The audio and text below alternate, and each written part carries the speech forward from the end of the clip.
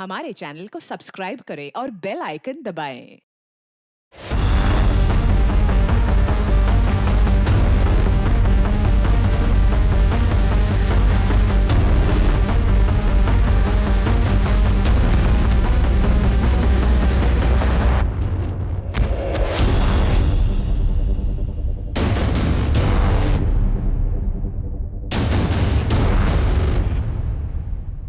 नमस्कार, आदाब। Crime petrol सतर्क के आज के इस एपिसोड में मैं अनूप सोनी आप सबका स्वागत करता हूं। आप सभी को अग्रिम रूप से दिवाली की शुभकामनाएं। प्रदूषण के बढ़ते स्तर को देखते हुए पटाखों की जगह दियों से अपनी दिवाली मनाएं और किसी भी अनहोनी घटना से सतर्क रहें। जिंदगी और मौत के बीच में बस एक सांस की दूरी होती है, या फिर यूं कहें कि एक गोली या एक वार की दूरी। आज के इस एपिसोड में हम इंसानी रिश्तों, उनके सपनों, उम्मीदों और लालच के चक्रव्यूह में फंसे इंसानों की जिंदगी देखेंगे। वो जिंदगी जो एक खतरनाक अंजाम तक पहुंच चुकी थी, एक ऐसा अंजाम जिसके बारे में सोचकर भी रूह कांप उठे।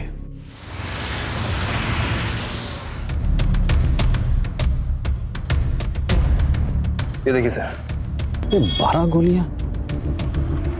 देसी कट्टे से इतनी गोलियों को चलाना, कातिल के पास जरूर 2 से 3 कट्टे होंगे। आसपास कोई सीसीटीवी, कोई आई विटनेस? नहीं सर, हमने सब जगह चेक किया सर, आसपास कोई भी सीसीटीवी कैमरा नहीं है सर। एक्चुअली सर, गोलियों की आवाज़ सुनकर इन लोगों ने मुझे कॉल किया, तब हमें इन्फॉर्मेशन मिली। कोई आईडी मिली? हाँ सर, इसका नाम चिंतन धवन है सर। होशंगाबाद रोड, वहां पर तो ज्यादातर स्टूडेंट रहते हैं। हाँ सर। फिर तो इसके इंस्टीट्यूट में जहां ये रहता है वहां से हमें पूरी इंफॉर्मेशन मिल सकती है। सर, आपको क्या लगता है ये कोई हेट क्राइम है या फिर किसी नौसिखी का काम है? लेकिन इस केस में कातिल ने एक के बाद एक लगभग 10 से 12 गोलियां इसको दागी। मतलब वो कुछ मैसेज देना चाहता है, कुछ प्रूफ करना चाहता है, बट किसे और क्यों पता नहीं। बॉडी का पंचनामा करके पोस्टमार्टम लेके भेज दो और पूरी इंफॉर्मेशन लेके मुझे सुबह रिपोर्ट करो। ओके।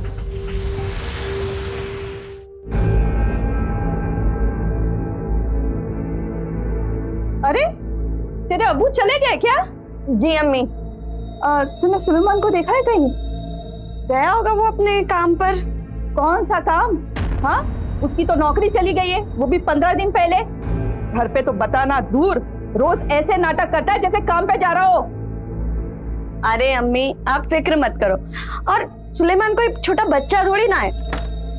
देख, आ गया वो। अब तू ही बात कर ले, मुझसे तो सीधे मुंह बात नहीं करता हो। अच्छा हुआ तू आ गया, मेरी गठरी बंधाने में मदद करना। तेरी नौकरी चली गई है क्या? देख भाई, तू फिक्र मत कर, सब कुछ ठीक हो जाएगा।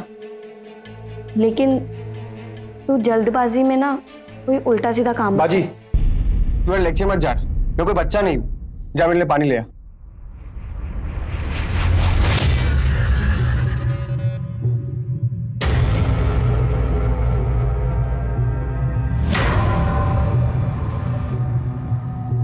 ले ये ले, कस के बांध दिए। भाई सुन ना, ये गठरी कनाड़िया तक छोड़ देना। हाँ, यही काम रह गया था बस। मैं नहीं जा रहा, तू निकल। बढ़िया, ये कन्या तक पहुंचा दे।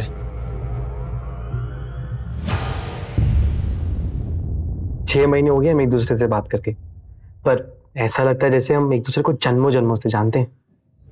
हाँ लव, मुझे भी ऐसा ही लगता है। चल झूठी। संजीव, मैं झूठ नहीं बोल रही। अब तो तुम पक्का झूठ बोल रही हो, तभी तो हर बार कोई ना कोई बहाना मार के हमारा मिलना टाल देती हो। इतने उतावले क्यों हो रहे हो? हाँ, अब क्या करोगे मिलने के बाद? अपने दिल की बात कहने वाला हूँ तुमसे, एकदम फिल्मी स्टाइल। एक हाथ में रिंग और एक हाथ में फ्लावर्स लेते हुए अपनी नीज पे जाऊंगा और तुमसे पूछूंगा, baby will you marry me? अच्छा अब बताओ कब मिले? बहुत जल्द। Okay bye. अरे सही था तुम। धूप में चलोगे तो कुमला जाओगे। चलो आप बैठो गाड़ी में, मैं तुम्हें छोड़ देता हूँ। अरे नहीं संजय साहब, शुक्रिया, लेकिन मैं चली जाऊंगी। बस कीजिए, मैंने कहा ना मैं चली जाऊंगी। तुम मेरा इंसल्ट कर रही हो। अल्लाह का शुक्र करे कि अभी तक मैंने आपकी इंसल्ट करी नहीं है। वरना ऐसी इंसल्ट करती कि आप अपना चेहरा शीशे में भी देखने में शर्माते। चलिए जाइए, मुझे बहुत काम है।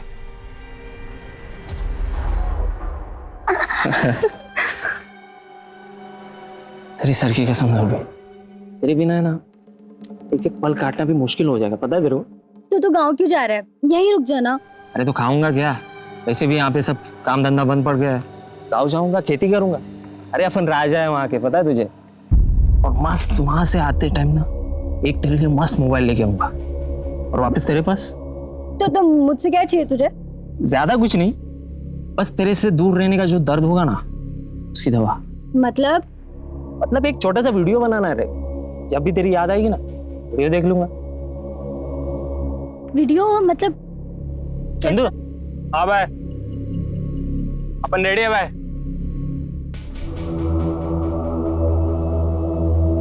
ज़ूबी, ज़ूबी, तेरी मनोज बहन को अभी आना था क्या? जाओ जाओ निकल। हाँ पा, तू यहाँ क्या कर रही है? उधर अम्मी ने तेरी खोज में पूरा घर सर पर उठा लिया। तू और अम्मी ना दोनों एक जैसे हैं, छोटी छोटी बातों पर फालतू के नाटक करते हैं। अरे पानी भरने आई थी, तेरे बेटे की दावत है ना उसके लिए। कोई था क्या यहाँ पर? कोई दिख रहा है क्या? आई बड़ी जासूस सईदा। चलो।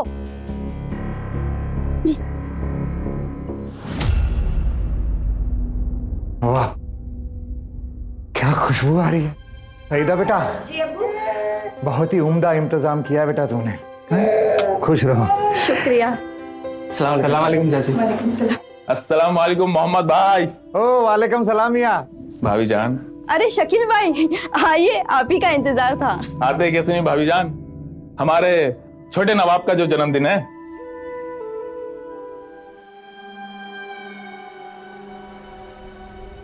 तू यहाँ क्या कर रहा है? चल बाहर आ। बाजी मैं जा रहा हूँ, और मुझे ढूंढते हुए कोई भी है तो कहना कि मैं यहाँ नहीं था। तू मेरे सर पे हाथ रख के कसम खा कि तूने कोई भी गलत काम नहीं किया है। बाजी ये सब नाटक बंद कर और प्लीज अपना मुंह बंद रखना। तुझे कसम है मेरे भांजे की। कहाँ है मेरा शहजाद, मेरा बेटा? तुम यहाँ क्या कर रहे हो? किसे बुलाया तुम्हें यहाँ? मैं अपने बेटे का जन्मदिन मनाने आया हूँ। आखिर बाप हूं मैं उसका, मेरा हक है। तू होता कौन है मेरे और मेरे बेटे के बीच बोलने वाला? चल हट। चल। सईदा, समझाना अपने बाप को, तेरा शौहर आया है। आप चले जाइए यहाँ से। आपका मुझसे और मेरे बच्चे से कोई वास्ता नहीं है। पर कम से कम मेहमानों के सामने तो तमाशा ना करें। मेहमान, मैं चला जाऊं? और जो तेरे बाप ने मेहमान के नाम पे ये लौंडे इकट्ठा करके रखे हैं, तू उनके साथ अय्याशी करेगी? चुप है? बड़ी मिर्ची लग गई तुझे? अपनी बहन की दलाली करते वक्त शर्म नहीं आई तुझे? है? ये सारे नए नए ग्राहक तूने इकट्ठा किया ना?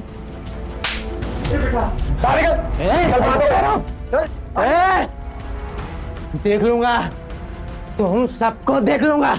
ऐसी मौत मारूंगा कि देखने वालों की रूह कांप उठेगी। हमें मारेगा तू? चल मारेगा।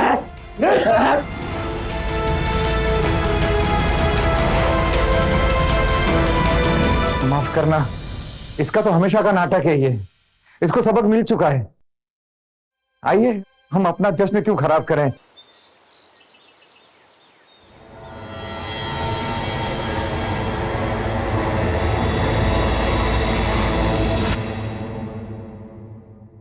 Hello police.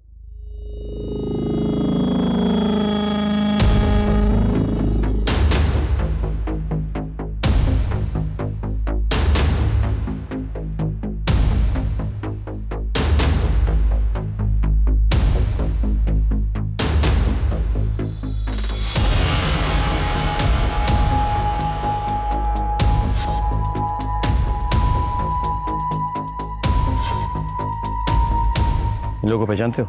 हाँ सर, ये मोहम्मद भाई है, ये उनकी बीवी सलमा है, ये उनकी छोटी बेटी जूबी है और उनका बेटा सुलेमान है। कहाँ रहते थे ये लोग? सर ये प्रवासी मजदूर थे, ये पास की बस्ती में रहते थे। लॉकडाउन की वजह से इस फैक्ट्री में रहने लगे थे आके, अपनी बस से छोड़ के। एक काम करो, जरा पता करो सर।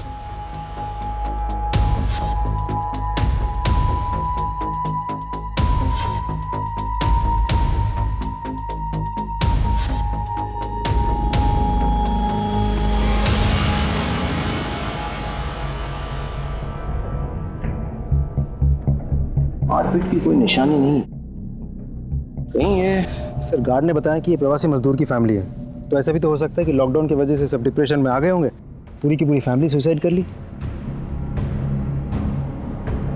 पूरा घर अच्छे से चेक किया सर, लेकिन घर में कोई नहीं मिला।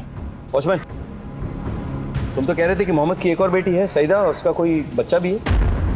बिल्कुल है सर। तो कहाँ है वो? तो पता नहीं सर। एक बात और सर, पूरे घर में खाना बिखरा पड़ा है। ऐसा देख करके लग रहा है कि कल रात कोई दावत हुई थी। एक काम करो, फूड सैंपल्स फॉरेंसिक लैब भेजो और बॉडीज का पंचनामा करा के उसे पोस्टमार्टम के लिए भेजो सर। और उस फैक्ट्री मालिक से कांटेक्ट किया? हाँ सर, कांटेक्ट हो गया, वो आ रहा है। ये आपकी फैक्ट्री है? जी, वरदान गोनियों का काम है मेरा। मोहम्मद और उसके परिवार को कैसे जानते हैं? सर बहुत अच्छे लोग थे। मोहम्मद तो पिछले 20 सालों से मेरे पास काम कर रहा था, मेरे पिताजी के ज़माने से। ये बेचारे तो प्रवासी मजदूर थे, वहाँ बस्ती में मकान मालिक किराया माफ़ नहीं कर रहा था, ऊपर से फैक्ट्री भी बंद पड़ गया। बहुत तकलीफ़ में थे बेचारे। मैं भी कितना करता, मेरा भी धंधा ठप पड़ गया था। इसीलिए मैंने इनके परिवार को यहाँ फैक्ट्री में रहने के लिए बुला लिया। सोचा जब सब कुछ ठीक हो जाएगा तब देखा जाएगा। इनकी हालत इतनी ख़राब हो गई थी कि ये आत्महत्या करने पर मजबूर हो गए थे। आपने इनकी मदद नहीं की? सर मैंने बहुत किया, जितना कर सकता था मैंने किया, लेकिन ये लोग आत्महत्या करने पे मजबूर हो जाएंगे ये कभी नहीं सोचा। इधर और कौन कौन रहता था? अभी फ़िलहाल चंदू और सुरेश ही रहता है। सुना है वो भी गाँव जाने वाला है। और हाँ, मेरा इलेक्ट्रिशियन शकील भी यहीं रहता है। चंदू, सुरेश और शकील। एक तरफ कुएं में पाई गई प्रवासी मजदूरों की लाशों की इंदौर पुलिस तहकीकात कर रही थी, और दूसरी तरफ भोपाल पुलिस एक शूटआउट में मारे गए चिंतन के बारे में जानकारी इकट्ठा कर रही थी। और तभी उनके हाथ एक बड़ा सुराग लगा। साइबर सेल ने चिंतन के मोबाइल और उसके लैपटॉप का सारा डिलीटेड डेटा रिट्रीव कर लिया सर। इंटरेस्टिंग। पता करो संजीव कौन और क्या करता है। Okay sir.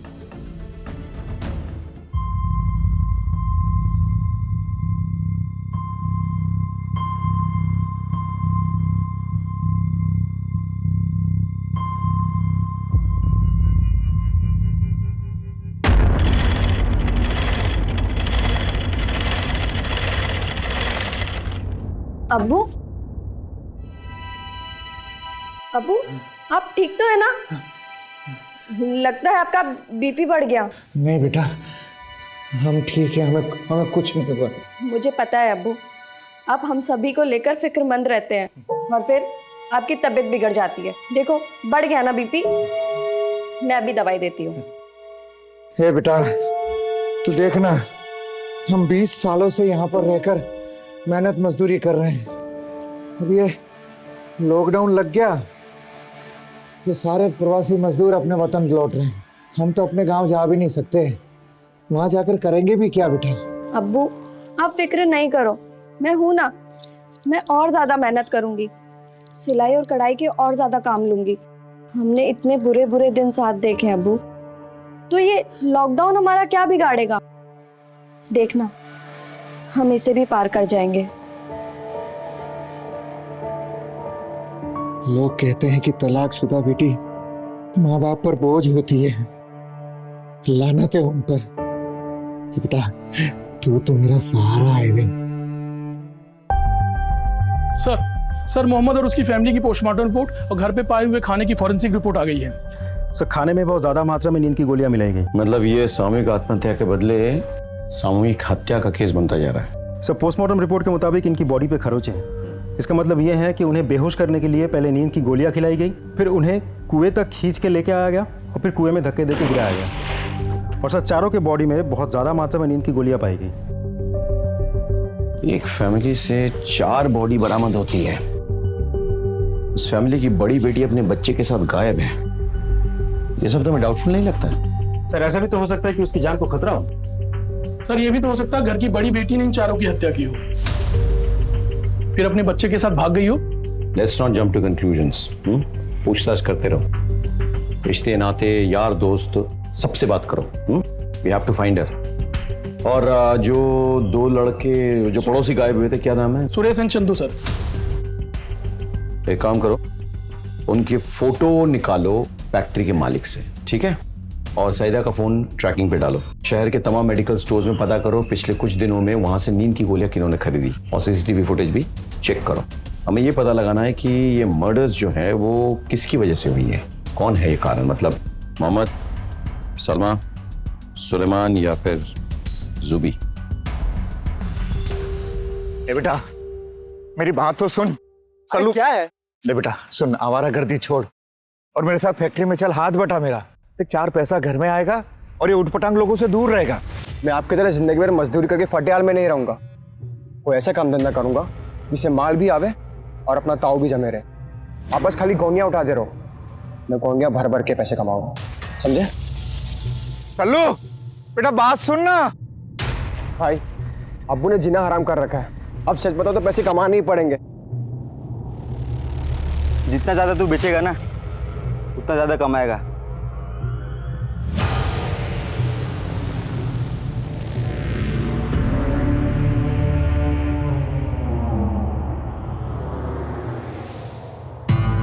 Sir crime scene के पास हमें ये मोबाइल मिला था, इसे साइबर सेल से अनलॉक करवाया तो इसमें ये वीडियो मिला सर।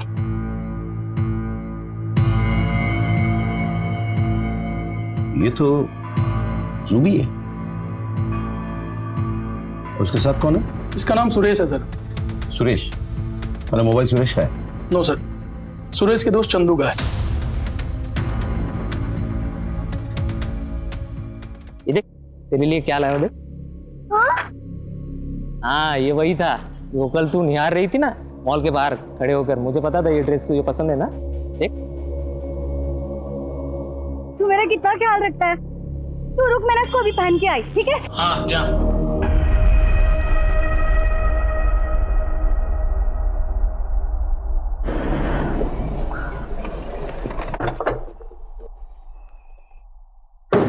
सर जुबी के मोहल्ले में जाके पूछताछ की, पता चला जुबी एक एडवेंचर सीकर थी। अच्छा।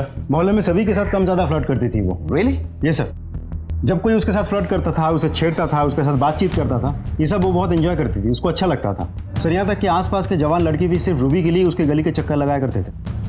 पूछताछ करो, पता करो कि जुबी आखिरी बार किसके साथ थी, और ये भी पता करो कि मोहम्मद का कोई अपना कोई रिश्तेदार इस शहर में है या नहीं।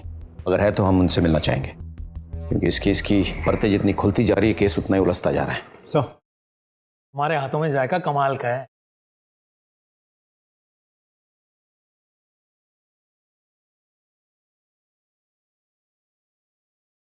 अब हर बार मुझे मना लेते हैं ना जी, पर इस बार मैं बिल्कुल नहीं मानूंगी। अरे भाई हमसे क्या गलती हो गई? शादी। आपने मुझे कहा था कि आप मुझसे शादी करोगे। तो मैंने मना कब किया? तुम्हारे दोनों बच्चों को भी अपने साथ ले आया, उन्हें अपनी औलाद माना, तुम्हें बेगम का दर्जा दिया, और अब भी तुम्हें लगता है तो चलो कल चलकर रजिस्ट्री करवा लेते हैं। नहीं, मुझे निकाह करना है, सहरा बांध के, काजी के सामने, पूरी बिरादरी के सामने, और वो भी अपने गांव में। ठीक है चलो कल ही चलते हैं तुम्हारे गांव, तुम्हारी अम्मी अब्बू से बात कर लेते हैं। बच्चे, उनका क्या होगा? अम्मी हमारा क्या होना है, मैं संभाल लूंगी सब। इतनी अच्छी खबर है, आप दोनों बेफिक्र होकर जाइए। पर रफीक का क्या? वो बेचारा तो। अम्मी रफीक भाई भोले हैं, वो मेरी सारी बातें तो मानते हैं, मैं उनको संभाल लूंगी। आप दोनों बात कर आइए, फिर हम सब साथ चलेंगे आप दोनों का निकाह करवाने।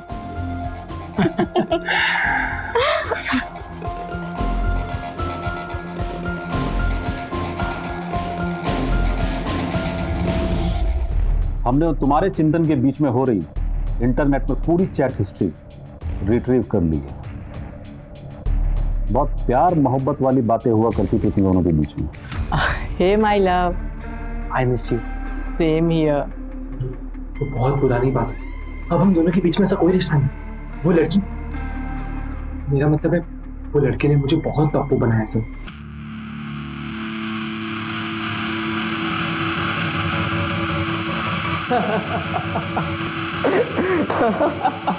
तो बदला लेने के लिए तूने उसका मर्डर करवा दिया? अरे नहीं सर, ये आप क्या बात करें, मैंने उसे नहीं मारा, बल्कि मारा तो उसने मेरे जज्बातों और भावनाओं को। अच्छा, जब चिंतन का मर्डर हुआ उस वक्त तुम कहाँ थे? सर मैं तो फरीदाबाद में था, मेरे चचेरे भाई की शादी थी। मेरे पास फोटोज भी, मैं आपको दिखाता हूँ।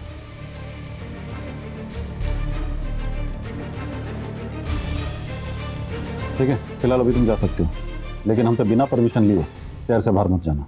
जी सर, थैंक यू। इस पर नजर रखो। हाँ सर, मैं और मोहम्मद साडू भाई मतलब थे, मेरी बीवी रूबिया, मोहम्मद भाईजान की बेगम सलमा आपा की चचेरी बहन। और सर लॉकडाउन के चलते हम उनकी मिट्टी में भी नहीं जा पाए। रूबिया कहाँ है? सर वो अपने अम्मी अबू से मिलने गांव गई थी, लॉकडाउन के चक्कर में वहीं फंस गई। मोहम्मद के परिवार के 4 सदस्यों की हत्या हो गई और उधर सईदा अपने बच्चे के साथ गायब है। कुछ पता है सईदा कहाँ है? पता नहीं सर। मोहम्मद के परिवार का किसी के साथ कोई दुश्मनी, कोई लड़ाई झगड़ा? हाँ सर, खुर्शीद सैयदा का शौहर, उसने सबकी नाक में दम कर रखा है। आए दिन उसके उनके साथ झगड़े होते रहते हैं। खुर्शीद का पता है?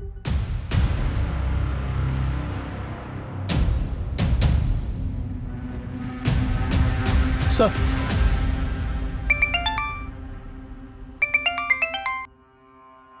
हेलो, क्या?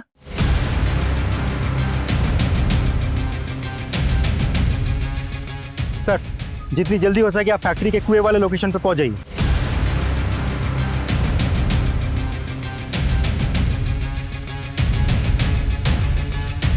सर, 2 और लाशें मिली है, आइए।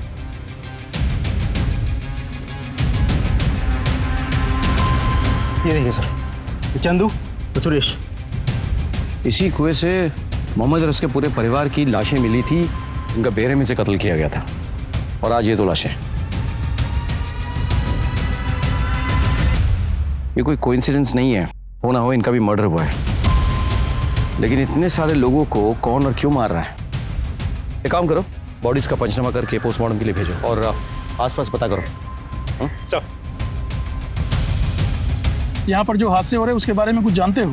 नहीं सर, मुझे तो कुछ नहीं पता। मोहम्मद के परिवार के बारे में कुछ और जानते हो? सर, मोहम्मद की बेटी सईदा और शकील में कोई चक्कर है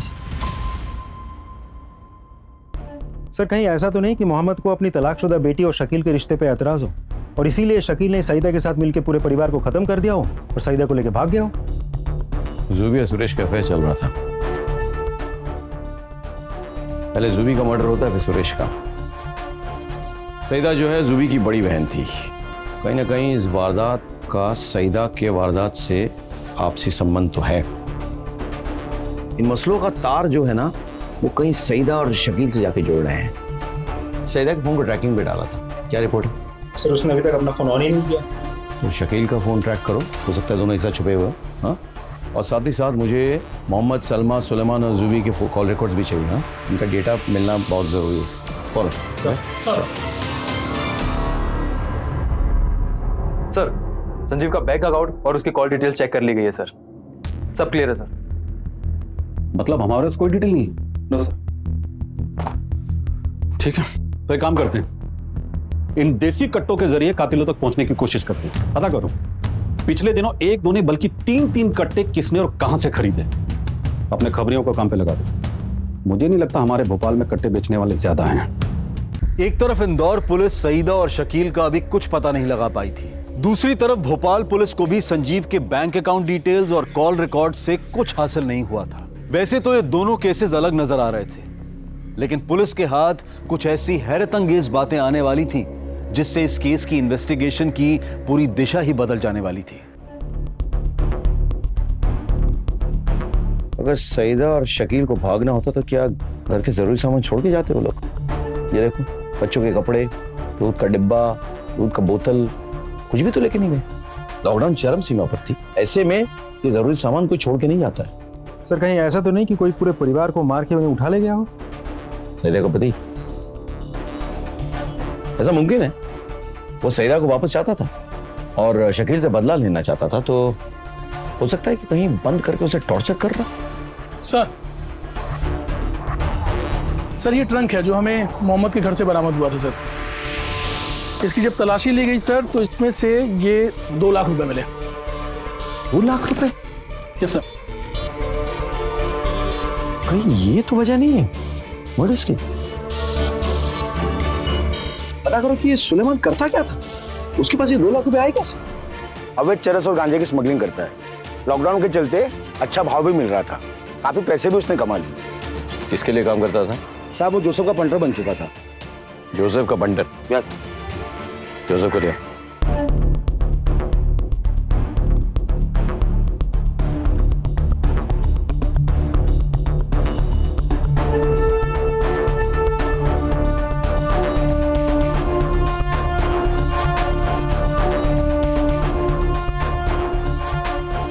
सर जोसेफ तो भाग गया। इंदौर हत्याकांड की गुत्थी पुलिस के लिए उलझती ही जा रही थी। जितनी नई जानकारियां मिलती उतने ही नए पेच फंस जाते। हर तरफ संदिग्ध गुनहगार नजर आ रहे थे, लेकिन कोई भी पुख्ता सबूत हाथ नहीं लग रहा था। सुलेमान जिस जोसेफ के लिए अवैध धंधा करता था वो भी फरार था। पर इस बीच पुलिस के हाथ एक ऐसी जानकारी लगी जिसने इस केस को और उलझा दिया।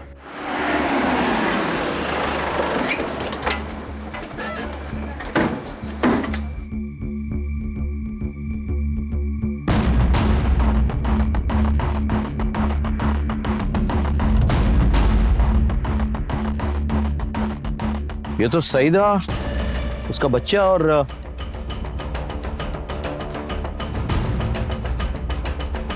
शकील।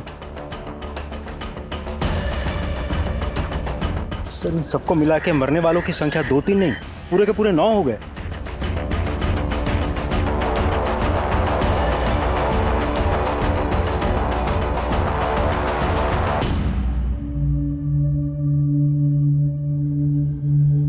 तुम लोग आसपास देखो।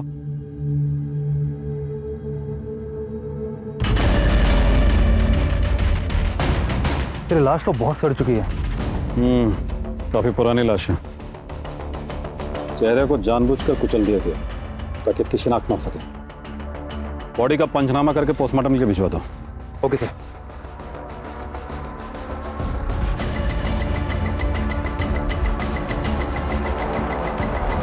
सर सईदा के शौहर खुर्शीद का पता चल गया सर। वो उज्जैन में छिपा हुआ था। वहां की लोकल पुलिस उसे यहाँ लेकर के आ रही है। साहब मानता हूं मेरा सईदा और उसके घर वालों के साथ हमेशा झगड़ा हुआ करता था। तो फिर घर बंद करके ताला लगा के तुम उज्जैन में क्यों छुपे हुए थे? साहब वो सबके सब मर गए ना, तो मुझे लगा आप लोगों का शक मुझ पर ही आएगा, इसलिए जब तक मामला ठंडा नहीं हो जाता मैंने अपने आप को छुपा लिया था। सर हाईवे किनारे मिली लाश की पोस्टमार्टम रिपोर्ट आ गई है सर। उसकी हत्या गला काट कर की गई है सर, और ऐसा लगता है कि सर उसके गले के जो बर्थ मार्क है उनको मिटाने की कोशिश की गई है सर। ये देखिए sir. Body Indore Bhopal highway पे मिली है। एक काम करो, इसकी फोटो इंदौर के रास्ते में पड़ने वाले सभी पुलिस स्टेशन में भेजो और पता करो क्या कोई इसकी शिनाख्त कर सकता है। Okay sir. सर भोपाल के एक पुलिस स्टेशन से सर ये फोटो आई है। इंदौर भोपाल हाईवे पर एक सड़ी हुई लाश मिली। हेलो, गुड, आखिरकार जोसेफ मिल ही गया। ले आओ उसे। मत मारो साहब, मत बता दो साहब, बता दो साहब, बता दो साहब, मत बता दो साहब। सुलेमान अपने फंडर था। शुरू में उसने अपन का भरोसा जीता, अच्छा काम कर रहा था साहब। बाद में उसने बड़ा हाथ मारा, बड़ा माल उठाया और उसको बेच के सारा माल लेके फरार हो गया साहब। अपन उसको ढूंढते हुए उसके फैक्ट्री वाले घर में पहुंचा, वहां भी कोई नहीं मिला साहब। बाद में पता चला कि वहां के कुएं में सबकी लाशें मिली साहब। अपन घबरा गया और अपन भाग गया साहब वहां से। अच्छा, तो तूने ही सुलेमान को मार डाला? हाँ, और उसके परिवार वाले उसके खिलाफ कंप्लेंट ना लिखवाए तो तूने उनको भी मार डाला? नहीं साहब, अपन को सुलेमान को मारना ही होता ना साहब, तो उसके हाथ पैर तोड़ता, ना कि उसको नींद की गोली देके मारता साहब। ड्रग्स की सप्लाई कौन करता था? ऐसा मैंने कुछ नहीं किया सर। बताता हूँ सर, मत मारो सर प्लीज सर, बताता हूँ सर। पहले मैं अपना माल फार्म हाउस में छुपाता था, फिर लॉकडाउन में फैक्ट्री बंद हो गया तो मैं वहाँ छुपाने लगा सर। मोहम्मद और उसका परिवार जब तेरे फैक्ट्री के कंपाउंड में रहने आया तो उन्हें तेरे धंधे के बारे में पता चल गया, इसलिए तूने उनको मार डाला? नहीं सर, सच बोल। नहीं सर, मैंने नहीं मारा सर, बल्कि मैं तो अपने अच्छा, बस गांजे के धंधे में खुश था सर। मैंने किसी की हत्या नहीं की। महेंद्र, सर सर सर मैं अजय सिंगर की वाइफ हूँ। आपने उन्हें क्यों अरेस्ट किया है सर? इनकी इन्वेस्टिगेशन चल रही है। सर आप शरीफ लोगों को परेशान कर रहे हैं। मैडम, लगता है आप अपने हस्बैंड को जानती ही नहीं। ड्रग्स का धंधा करता है आपका हस्बैंड, खुद अपने मुंह से कबूला है। नहीं सर, आपको गलत फहमी हुई होगी। वो ऐसा नहीं कर सकते सर। प्लीज उन्हें छोड़ दीजिए सर, प्लीज। सॉरी, मामला इतना संगीन है कि उन्हें तो बेल भी नहीं मिलेगी, इसलिए आप बेकार की कोशिश ना करें। सर मैडम प्लीज आइए, आप आइए।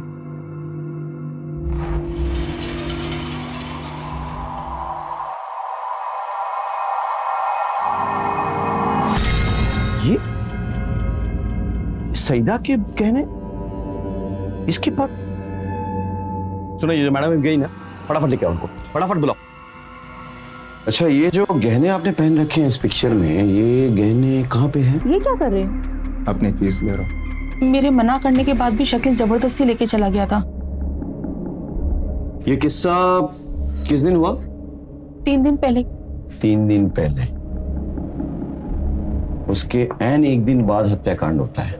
मतलब शकील ने सईदा को ये गहने दिए, सईदा ने वो गहने पहने और उसके बाद उन सबको मार डाला गया। क्यों? तुझे पता चल गया था ना कि शकील सईदा के साथ साथ तेरी बीवी के साथ भी चोंच लड़ा रहा है। यही नहीं, उसने तेरी बीवी के गहने भी चुरा लिए थे। इसी गुस्से में तूने शकील को और बाकी लोगों को मार डाला। ये सब मैं पहली बार सुन रहा हूँ और मैंने किसी का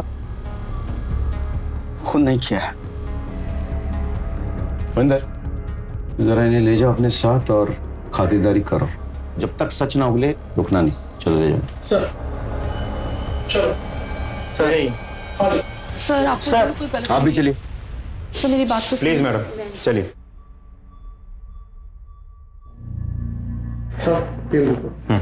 जाओ। सर, सईदा, शकील और उसके बच्चे का भी पोस्टमार्टम रिपोर्ट आ गई है। सईदा और शकील दोनों को बहुत ज्यादा मात्रा में नींद की गोलियां दी गई थी। देखो, सईदा और शकील की बॉडी जहां मिली है वो फैक्ट्री से ज्यादा दूर नहीं थी। जी सर, और सिर्फ बच्चे की बॉडी में नींद की गोली का कोई ट्रेस नहीं मिला। बच्चे को गला घोट के मारा गया और उसके हाथ में शर्ट का एक बटन फंसा हुआ था। बच्चा नींद में नहीं था। गला दबाते वक्त बच्चे ने अपने हाथ में जो भी आया उसे पकड़ लिया, उसके हाथ में एक बटन आ गया। अब हमें पता यह लगाना है कि यह बटन किस शर्ट का है। समझ रहे हो? पिछले 6 महीने में इस तरह का शर्ट किसने खरीदा है? हो सकता है सस्पेक्ट ने यह शर्ट फेंक दिया हो। हमें छानबीन करनी होगी, पूछना होगा बार बार ऑफिस, आस पड़ोस कि किसने इस तरह के बटन पहने शर्ट में सस्पेक्ट को देखा है। सब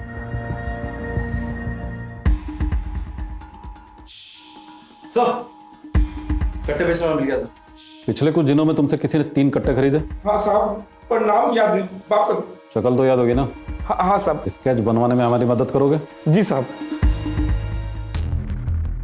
सर हमने बहुत कोशिश की, लेकिन उस शर्ट के बटन के बारे में कुछ पता नहीं चला। इन्वेस्टिगेशन जारी रखो, हमें पता तो करना पड़ेगा। अरे पूरा का पूरा परिवार उनके पड़ोसियों को मार डाला। सारे पैंतरे हमने अपना लिए, लेकिन अभी तक पता नहीं चला कि कातिल कौन है। क्या वजह हो सकती है? कौन किसके लिए? ये मोहम्मद है, सुलेमान, जूबी, सुरेश, चंदू या फिर सादिया और शकील? जो कोई भी हो, वो इन लोगों को इतनी अच्छी तरह से जानता था कि इनके खाने में नींद की गोलियां वो मिला सकता था। सर हमने सबका बैकग्राउंड बहुत डिटेल में चेक किया, लेकिन ऐसा कोई भी क्लू नहीं मिला जो हमें कातिल तक पहुंचा सके। कहीं इसकी वजह सलमा तो नहीं है?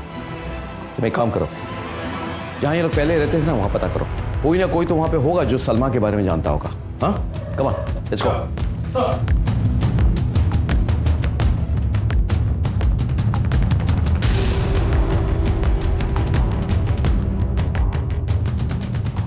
सर सलमा भाभी बहुत नेक औरत थी और सबकी मदद भी करती थी। और हाँ सर, सलमा पिछले 1 महीने से बार बार अपने मायके फोन किया करती थी और घंटों बातें किया करती थी। सर वैसे तो सब ठीक था, पर उनके व्यवहार में काफी बदलाव आ गया था। ठीक है, थैंक यू सो मच। अब आप जा सकती हैं। कुलदीप, सलमा अपने मायके बार बार फोन कर रही थी और चिड़चिड़ी भी हो गई थी। कुछ नॉर्मल नहीं लग रहा है मुझे। चलो अर्शद और गजल से जाके बात करते हैं। सर शायद उन्हें कुछ पता हो। नहीं सर, हमें इस बारे में कुछ नहीं पता। शायद रूबिया को पता हो। क्या मैं रूबिया से बात कर सकता? जी सर। अरे गजल, हाँ अबू। जरा मेरा फोन लाना तो, तुम्हारी मम्मी से बात करनी। हेलो, हाँ रूबिया। हाँ, ये इंस्पेक्टर राकेश श्रीवास्तव तुमसे बात करना चाहते हैं। रूबिया जी शुक्रिया मुझसे बात करने के लिए। अच्छा, मेरा एक सीधा सा सवाल था, वो ये कि सुनने में आया कि सलमा आपा जो है वो आखिर के दिनों में थोड़ी चिड़चिड़ी हो गई थी। अपने मायके अक्सर फोन किया करती थी, परेशान रहती थी मतलब। तो आपको कुछ खबर है इसके बारे में? मतलब क्या हुआ था उनके साथ? जी इंस्पेक्टर साहब, सलमा आपा को लोगों से मिलने जुलने का बहुत शौक था, पर लॉकडाउन की वजह से घर छोड़ के फैक्ट्री कंपाउंड में जाकर रहना पड़ा। ना ज्यादा किसी से मिलना जुलना, ना बातचीत, तो उनका दम घुटने लगा था। सारे मजदूर अपने अपने मुल्क जा रहे थे। सलमा आपा भी अपने मायके जाना चाहती थी, पर उनके शौहर मना कर रहे थे। इसकी वजह से वो थोड़ी चिड़चिड़ी सी हो गई थी। थैंक यू, शुक्रिया। ये रूबिया जी की तस्वीर है क्या? जी। अच्छा, ये लीजिए, शुक्रिया, बहुत बहुत शुक्रिया। सर उस तरह के बटन वाले शर्ट्स जितने लोगों ने खरीदी थी उनकी लिस्ट आ गई है। ये रही सर लिस्ट। अच्छा, भोपाल पुलिस की तरफ से एक फोटो भेजी गई थी हाईवे पे मिली लाश की। हाँ, वो फोटो ले आओ सर। और रूबिया के फोन का लोकेशन ट्रेस करो। Right sir. सर 3 कट्टे खरीदने वाले का स्केच बन गया सर। ये स्केच प्रदेश के सभी पुलिस स्टेशन हेडक्वार्टर में भेजो और साथ ही साथ राज्यों के हेडक्वार्टर में भी भेजना। ओके सर, रूबिया की फोन की लोकेशन आ गई। फिलहाल वो घर पे ही है। अच्छा, लेकिन 23 तारीख को उसका फोन इंदौर से भोपाल की तरफ गया, फिर घर वापस आ गया।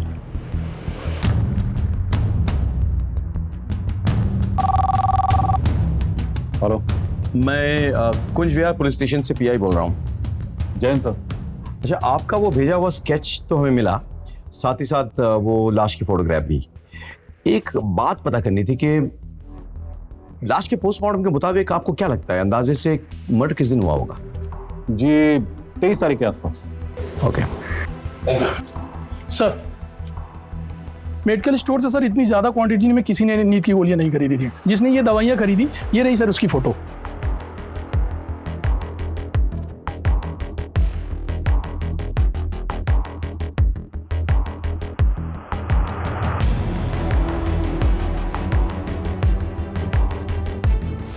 बिना टाइम वेस्ट किए, बिना मार खाए सच बता दे, रूबिया को कैसे और क्यों मारा? रूबिया और मैं निकाह करने ही वाले थे और हम सब साथ रहने लगे, उसके दोनों बच्चों के साथ। लेकिन जब भी मैं रूबिया को प्यार करने लगता, गजल चुपके से देखा करती थी। पहले तो मैं बहुत हैरान था, गुस्सा भी आया, लेकिन फिर मैं समझ गया। रूबिया को मैंने इस बारे में कुछ नहीं बताया और फिर मैंने गजल को उकसाना शुरू किया और वो मेरी तरफ खिंची चली आई। रूबिया वैसे भी बुढ़ाने लगी थी और गजल जवान है। फिर हमने सोचा कि अगर हमें एक दूसरे के साथ जिंदगी भर खुश रहना है तो रूबिया का कांटा जिंदगी से निकालना पड़ेगा। और फिर मैं रूबिया को उसके घर वालों से मिलवाने के बहाने अपने साथ ले गया और रास्ते में ही मार दिया। और मैं लौट आया और आकर सबको यही कहा कि वो वहीं रुक गई है। और फिर किस्मत से लॉकडाउन भी हो गया, लेकिन मेरी बदकिस्मती है कि रूबिया को मारते हुए मुझे संजीव ने देख लिया।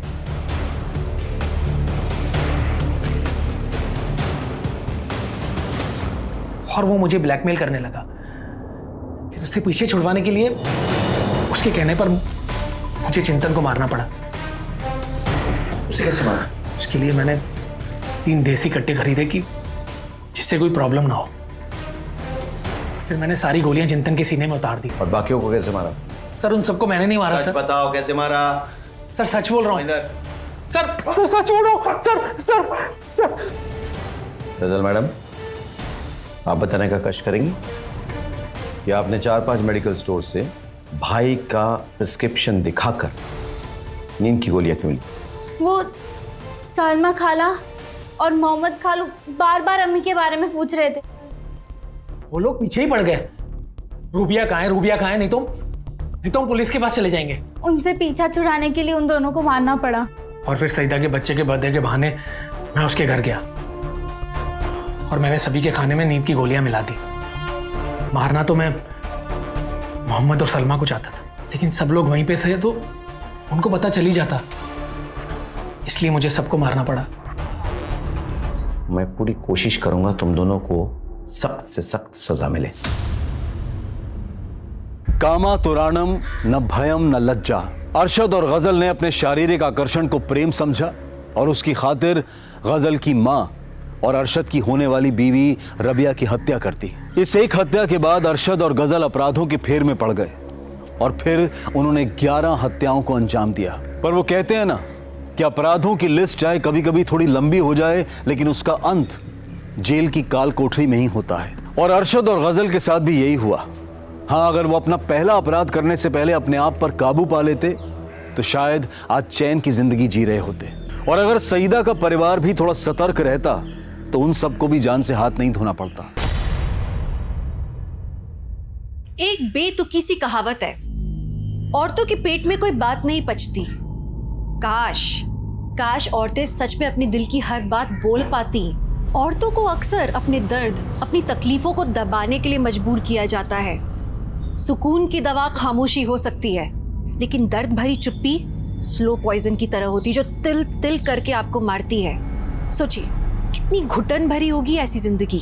औरतों से अक्सर कहा जाता है चुप रहो, 19-20 तो होता रहता है। अरे सब एडजस्ट करते हैं, थोड़ा तुम भी एडजस्ट कर लो। किसी को नहीं मालूम तुम्हारे साथ क्या हुआ है, थोड़ा सह लोगी तो क्या चला जाएगा। ये कहानी एक लड़की स्वाति की है, जो एक दिल दहलाने वाले जुर्म का सामना करने वाली थी, जिसके जहन में यही सवाल आने वाले थे कि वो चुप रहे या आवाज उठाए।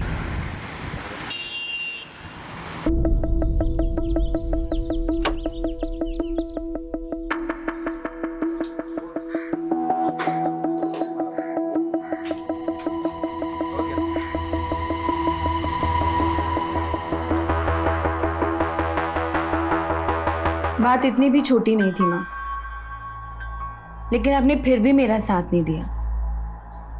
अब एक बार कहती कि रुक जा बेटा, सिर्फ 3 शब्द माँ। हाँ बेटा, उस वक्त नहीं रोक पाई, लेकिन अब कह रही हो ना, वापस आ जा बेटा। इन 3 शब्दों में ही मेरा पश्चाताप है। अपने पापा के गुस्से से मुझे आजाद करवा दे बेटा, आजाद करवा दे। Hi Swati. Hi, I'm ready sir. Perfect, but the shot is not ready yet. एक काम करते हैं, तब तक सीन रिहर्स कर लेते हैं। ओके माँ, मैं आपको बाद में फोन करती हूँ। बाय।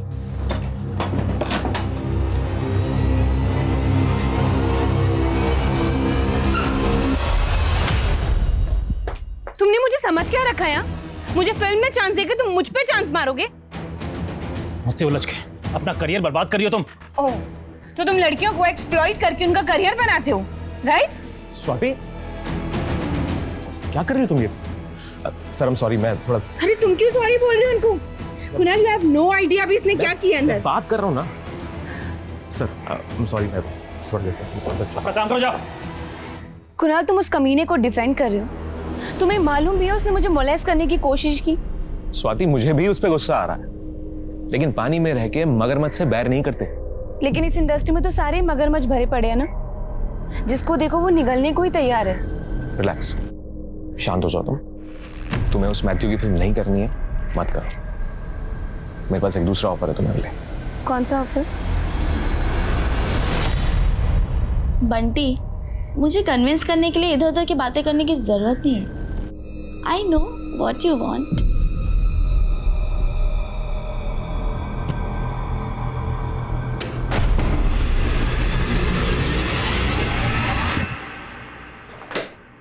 तू क्या कर रही है ये?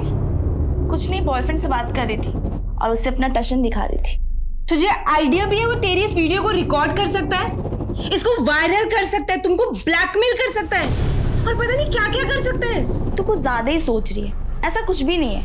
और देख, इंडस्ट्री में छाने के लिए इंसान को कभी कभी वायरल होना पड़ता है। तू वो सब छोड़, तू ये बता तेरा आज का शूट कैसा रहा? शूट का तो तू नाम ही मत ले। मेरा मन तो ऐसा कर रहा है ना कि सब कुछ छोड़ के ना मैं कहीं दूर ही भाग जाऊं। क्या हो गया, इतनी परेशान क्यों लग रही है? जिस पे भरोसा करो वही धोखा देता है। इस दुनिया में भरोसे नाम की चीज ही नहीं है। क्या हो गया, बॉयफ्रेंड से ब्रेकअप हो गया क्या तेरा?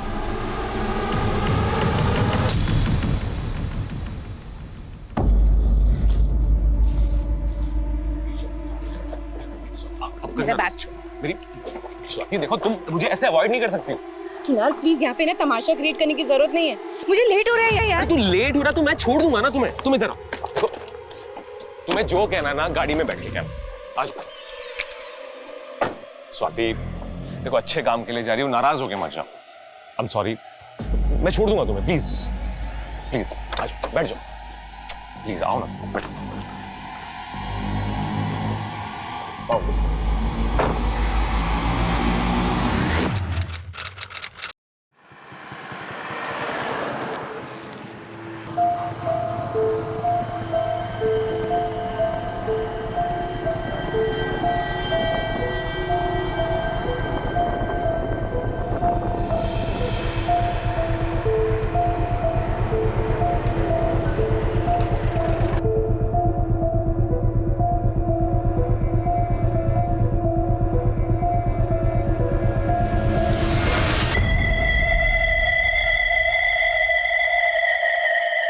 हेलो मैडम, लास्ट स्टॉप आ गया।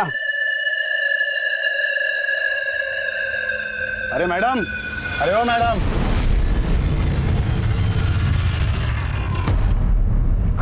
कौन हो तुम? मैं कंडक्टर, मुंबई आ गया। चलो उतरो। मैं यहाँ कैसे आई? मेरा सामान किधर है? हाँ, मेरा फोन? वो तो आपको पता होना नीचे ना। और वैसे भी नशे में आप धुत पड़ी हुई थी। हे शट अप!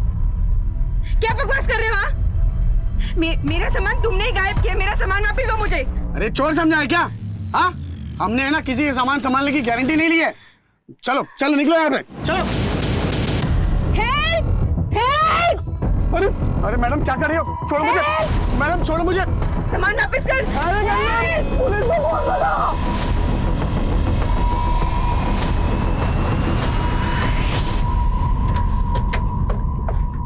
सर, इन लोगों ने मेरे सारा का सारा सामान गायब कर दिया। मेरा फोन, मेरा पर्स और मेरे कपड़े देखिए।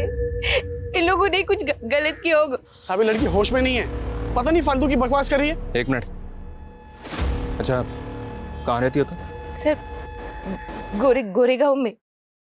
इस बस में कहाँ से आ रही हो? मैं औरंगाबाद जा रही थी सर। देखा साहब, ये बस अभी नासिक से मुंबई आई है, कह रही थी औरंगाबाद जा रही थी। साहब ये होश में ही नहीं लड़की। तुम तो होश में हो ना, तो तुम ही बता दो कहाँ से चढ़ाया था इसको बस में? हाँ साहब बताता हूँ। वो कल रात को नासिक से चढ़ा था इसको, और इसके साथ इसका पति भी था। पहले तो मुझे लगा कि ये दोनों टल्ली हैं, फिर बाद में इसके पति ने बताया कि ये बीमार है। फिर इसका पति कब उतरा, कब कहाँ चला गया, मेरे को नहीं मालूम साहब। सर ये लोग झूठ बोल रहे हैं, मेरी तो शादी तक नहीं हुई अभी। गले में मंगलसूत्र, माथे पे सिंदूर, कह रही है शादी नहीं हुई है। सर मेरे गले में सोने की चेन थी, ये मंगलसूत्र नहीं था सर। ये झूठ बोल रहे हैं सर, इसमें भी इसी की चालाकी होगी सर। साहब मैं सच कह रहा हूँ, मैं झूठ नहीं कह रहा हूँ। कौन सच बोल रहा है कौन झूठ बोल रहा है हम डिसाइड करेंगे। कमले, इस बस के कंडक्टर और ड्राइवर का नाम, पता, नंबर लिखो। और बाकी पैसेंजर से बात करो जो नासिक से मुंबई आए इस बस में। और आप चिंता मत करिए, आप हमारे साथ चलिए। ले चलो इन्हें।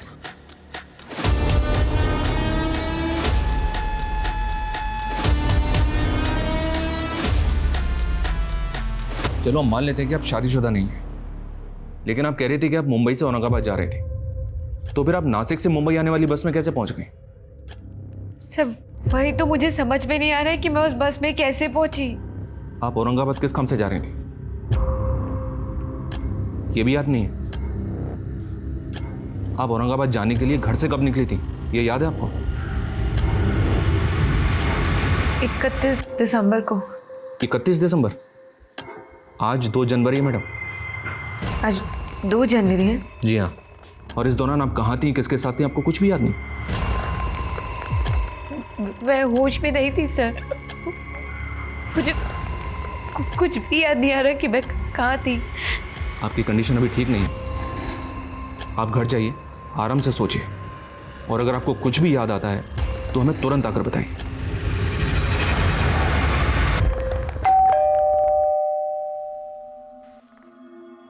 स्वाति, तू कहाँ थी 3 दिन से?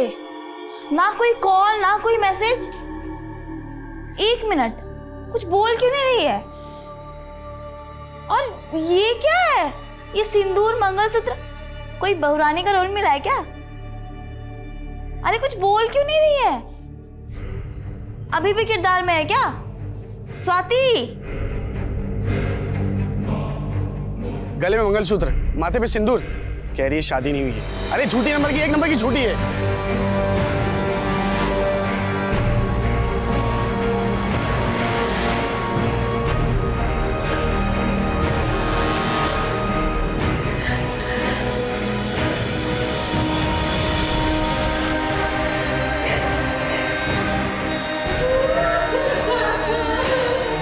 स्वाति, स्वाति, क्या हुआ?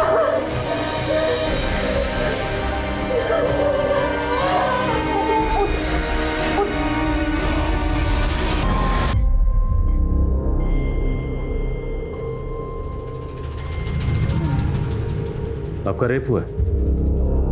किसने किया? वो मुझे याद नहीं है सर, पर मुझे इतना पता है कि मैं 31 दिसंबर को औरंगाबाद एक इवेंट के लिए जा रही थी, और मेरे साथ जो कुछ भी हुआ वो 31 दिसंबर और 2 जनवरी के बीच में ही हुआ। ये इवेंट औरंगाबाद में कहाँ था और क्या इवेंट था? सर वो मुझे याद नहीं है सर, पर मुझे कुछ दिन पहले किसी का कॉल आया था। उस कॉलर ने मुझे ये बोला कि वो लोग औरंगाबाद में एक इवेंट ऑर्गेनाइज कर रहे हैं और उसके लिए वो मुझे हायर करना चाहते हैं। ये कॉल किसने किया था? सर मुझे याद नहीं है सर, बस मुझे इतना पता है कि उस कॉलर ने मुझे ये बोला था कि किसी जानने वाले ने मेरा नाम रिकमेंड किया है उसको। किस जानने वाले ने? सर मुझे याद नहीं है सर, मुझे ना सर उस बस ड्राइवर और कंडक्टर पे शक है, और ऊपर से वो मेरे ऊपर ही झूठा इल्जाम लगा रहे कि मैं मैरिड हूँ। आप रोइए मत, हम अभी अपनी कार्रवाई शुरू करते हैं, लेकिन पहले हमें आपका मेडिकल करवाना होगा।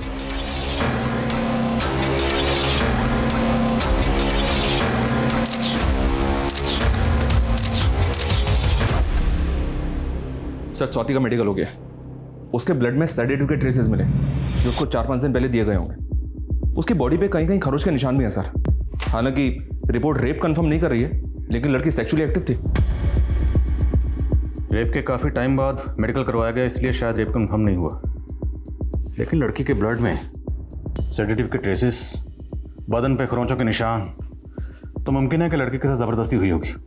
उस बस कंडक्टर और ड्राइवर दोनों को हाजिर करो और स्वाति के कॉल डिटेल्स भी निकलो। उससे पता चलेगा कि उसका फ़ोन कहाँ बंद हुआ और वो कॉलर कौन था जिसने औरंगाबाद के इवेंट के लिए उसको कॉल किया था। Okay sir. एकदम आपकी पसंद का लुक है सर, टैलेंटेड भी है। एक चांस चाहिए सर बस। और सर दूसरी बात, आप चांस मारोगे ना तो कोई दिक्कत भी नहीं होगी सर। परफेक्ट, बुलाओ इसे स्क्रीन टेस्ट के लिए। तो तुम दोनों बोल रहे हो कि उस रात उस लड़की के साथ उसका पति भी बस में था? हाँ साहब। उस लड़की का कोई पति है ही नहीं, उसकी शादी नहीं है। झूठ बोलो, बोलो तुम दोनों ने उस लड़की का रेप किया ना? नहीं सर, हमने कुछ नहीं किया। हम लोग झूठ नहीं बोल रहे साहब। उस रात उसका पति बस में चढ़ा था, उसके साथ। चलो मान लिया तुम लोग सच बोल रहे हो। अब ये बताओ, उस लड़की के साथ उस रात जो आदमी था वो दिखता कैसा था? जब वो रात को चढ़ा था ना बस में, तब काफी अंधेरा था और उसने काला कलर का चश्मा भी पहना था, और हाँ उस आदमी की दाढ़ी भी थी। अगर हमें पता चला कि तुम दोनों ने झूठ बोला था या कुछ भी छुपाया था तो दोबारा बस चलाने के लायक नहीं छोड़ूंगा।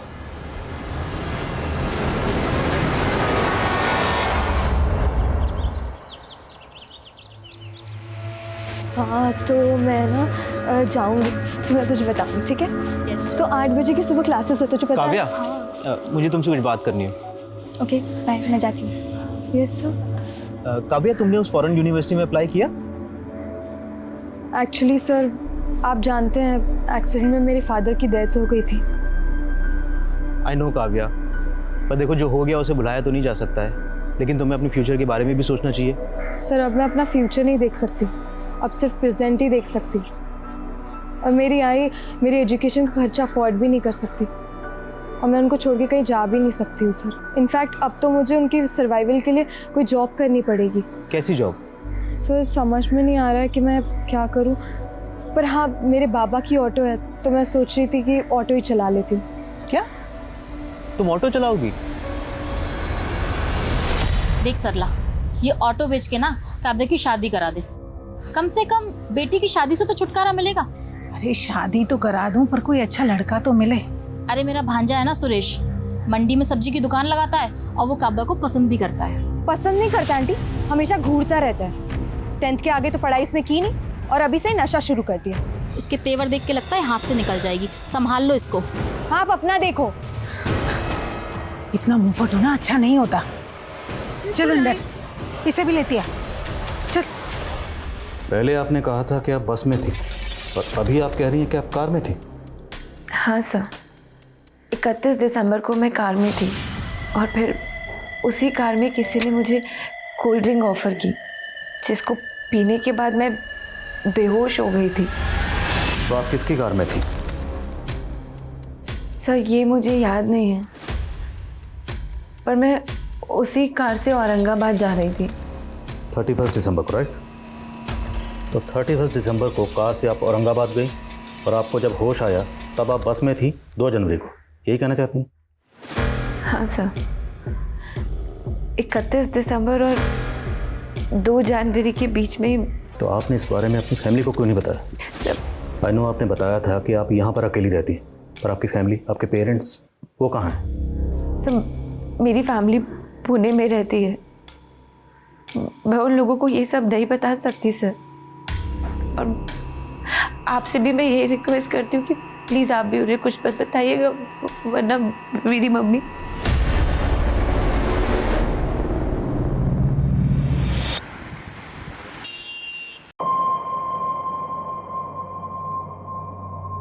मेरा ही कस्टमर था यार। रामनगर चलिएगा? मिर्च चौकी।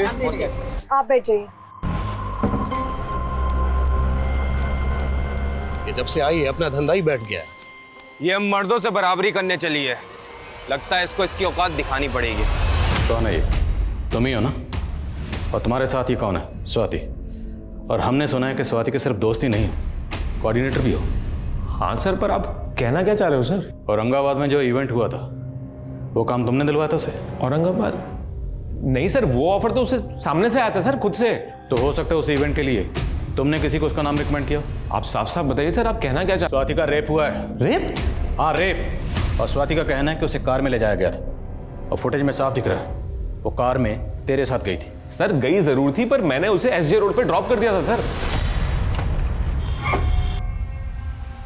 सर मैं उसे वहां छोड़ के चला गया था, क्योंकि वहां पे इवेंट वालों की कार आने वाली थी उसे पिकअप करने के लिए। सर उसने मुझे खुद बताया था सर कि उसका इवेंट औरंगाबाद में, पर औरंगाबाद में कहां है, कौन करवा रहा है, सर ये सब नहीं बताया था उसने मुझे। तो तुझे क्या लगता है स्वाति को इस तरह किसने ट्रैप किया होगा? Sir Matthew. कौन मैथ्यू? सर एक फिल्म डायरेक्टर है सर, मैथ्यू। स्वाति का कुछ दिन पहले उससे झगड़ा हो गया था सर, और उसने उसकी फिल्म छोड़ दी थी। तो सर मैथ्यू को बहुत नुकसान हुआ था सर इस वजह से। सर मैथ्यू मुझे he wanted to sleep with me.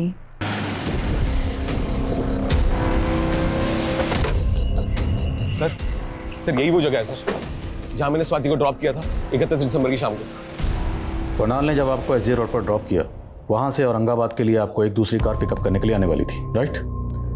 तो उस कार के बारे में आपको कुछ तो याद होगा, कार का रंग, मॉडल, कलर, कुछ भी? याद करिए।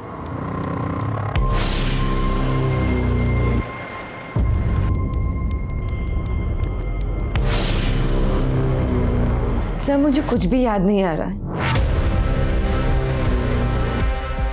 सर वो लड़की बहुत बड़ी झूठी है। मैंने उसके टैलेंट की कदर करके उसको अपनी फिल्म में ब्रेक दिया और उसने मुझे क्या? स्वाति का तो कहना है कि तुमने उसे मोलेस्ट करने की कोशिश की थी। सरासर झूठ बोल रही हो, बल्कि उल्टा उसने मुझे मेरे ही सेट पे बदनाम करने की कोशिश की। तुमने मुझे समझ क्या रखा है? मुझे फिल्म में चांस देके तुम मुझ पे चांस मारोगे? और अगर मैंने ऐसा कुछ किया होता तो उसी वक्त मेरे खिलाफ कंप्लेंट क्यों नहीं किया? अब वो कह रही है कि उसके साथ रेप हुआ है। तो इस रेप में तुम्हारा क्या रोल है? मेरा उससे कोई लेना देना नहीं है। अपनी इंडस्ट्री की इस तरह की लड़कियों को मैं अच्छी तरह जानता हूँ सर।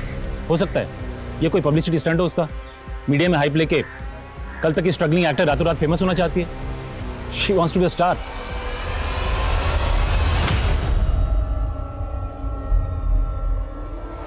क्या रे, बहुत सवारियां घुमा रही हैं। सवारी घुमाने के बहाने धंधा तो नहीं कर रही। बकवास बंद कर अपनी। क्या रे, बहुत मर्द जैसा बनने का शौक है ना तुझे? मैथ्यू की बात पे भरोसा नहीं कर सकते सर, लेकिन एक बात है सर, इस स्वाति को कुछ भी याद ना है, ऐसा कैसे हो सकता है? हो सकता है सर ये स्वाति हमसे अपनी शादीशुदा होने का सच छुपा रही है, इसका पति भी हो और वो इसको बस में छोड़ के गया हो। स्वाति की बातें अटपटी जरूर है, पर मुझे नहीं लगता कि वो झूठ बोल रही है। अगर वो झूठ बोल भी रही है तो हमारा फर्ज है पता लगाना कि सच क्या है। कई बार दूसरों को अपने सच पर यकीन दिलाना बहुत मुश्किल होता है और कानून की दहलीज पर सबूत ही सच का प्रमाण होते हैं। स्वाति कितनी भी सच्ची हो, पर कानून मजबूर था और यही बात स्वाति के दिल को कचोट रही थी कि कानूनी प्रावधानों में कितने भी बदलाव हो जाएं, पर एक रेप विक्टिम के लिए अपने दोषियों को गुनहगार साबित करना बहुत मुश्किल काम था। पर उसकी कोशिशों का ये असर था कि पुलिस उसे एक और मौका दे रही थी। वो पोटेंशियल सस्पेक्ट से पूछताछ कर रही थी। इस केस की कड़ियां भी जोड़ने की कोशिश कर रही थी पुलिस, लेकिन स्वाति का सच अब तक उनके लिए अंधकार में था। और ये आपके पिछले 6 महीने के कॉल रिकॉर्ड्स। आपके कॉल रिकॉर्ड्स के मुताबिक मुंबई से निकलते ही आपका फोन कल्याण में बंद हो गया। आपके कॉन्टैक्ट में जितने भी नंबर हैं सभी एक्टिव हैं। ज़्यादातर नंबर फिल्मी लोगों के हैं। इन सारे नंबर्स को आप ध्यान से देखिए और याद करने की कोशिश कीजिए कि वो कौन सा नंबर है जिसके लिए आपको इवेंट का फ़ोन आया था। और ये फोटोग्राफ्स, इनको भी गौर से देखिए और याद करने की कोशिश कीजिए कि इनमें से कोई आपको उस इवेंट में मिला था या कोई ऐसा जो उस दिन आपको कार में पिक करने आया था।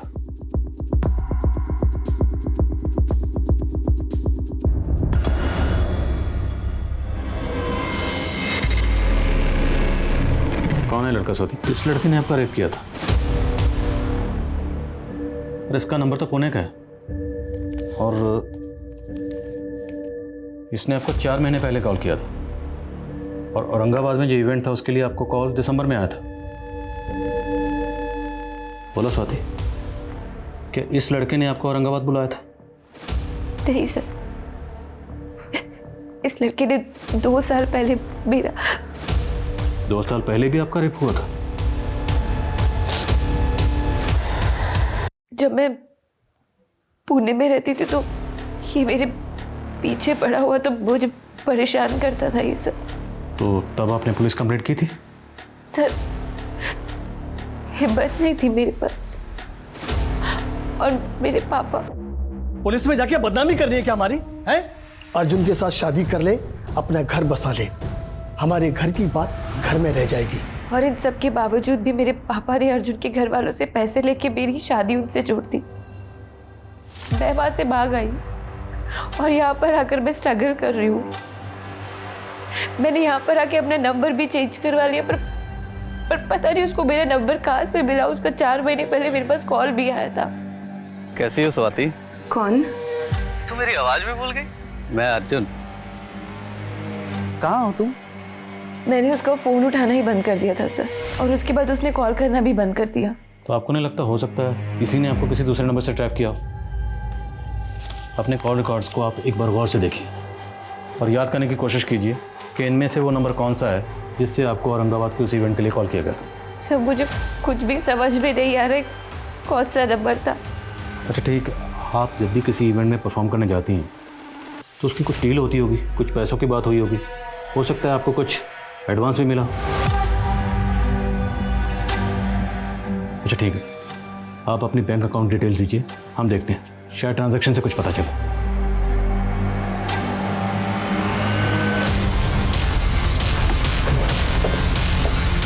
ऑटो हटो हटो।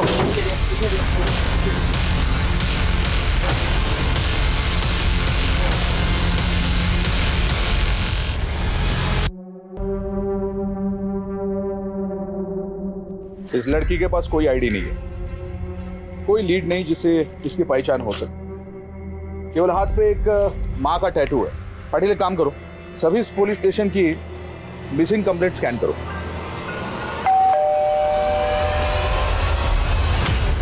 चंदन सिंह जी सर, स्वाति खुद फिल्मों में काम करने के लिए ये घर छोड़कर भाग गई थी और वो कुछ भी बोल रही है। कोई रेप वेप नहीं हुआ उसका सर। स्वाति का कहना है कि इस अर्जुन ने 2 साल पहले उसका रेप किया था और आप अर्जुन को डिफेंड कर रहे हैं। सर मैं किसी को डिफेंड नहीं कर रहा। और रही बात स्वाति की, तो हम उससे अपना रिश्ता तोड़ चुके हैं। बस बहुत हो गया। अब तक मैं चुपचाप बैठी थी, लेकिन अब चुप नहीं रहूंगी। हाँ साहब, मेरे पति और अर्जुन ने मिलकर मेरी बच्ची की जिंदगी को बर्बाद कर दिया। आज इनकी वजह से मैं अपनी बच्ची की शक्ल देखने के लिए तरस गई हूँ। मैं आपसे विनती करती हूँ, मेरी बच्ची से मुझे मिलवा दीजिए। मेरी बच्ची को मेरी जरूरत है। सर, ये रिपोर्ट अभी अभी शांतिनगर पुलिस स्टेशन से आई है। वहां किसी सरला नाम की औरत ने अपनी बेटी काव्या के मिसिंग होने की रिपोर्ट लिखवाई है। उसने भी डिटेल्स में ऐसी टैटू का जिक्र किया है जैसे हमें लाश पे मिला था।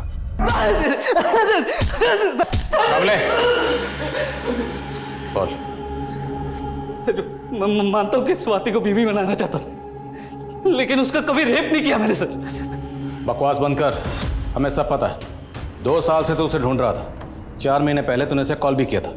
जब उसने तुम्हारा फोन उठाना बंद कर दिया तो तूने उसे दूसरे तरीके से ट्रैप किया, इवेंट का झांसा देकर। ना मैं कोई इवेंट करता हूँ, ना ही मैंने ऐसा कुछ किया है। आपके पास क्या सबूत है कि मैंने ऐसा कुछ किया है? सबूत चाहिए तुझे? स्वाति का स्टेटमेंट ही काफी है तेरा मुंह खुलवाने के लिए। कॉम ले, अच्छी तरह से तोड़ो से। जब तक मुंह ना खोले तोड़ो से। सर मैं सर स्वाति, तू ठीक है?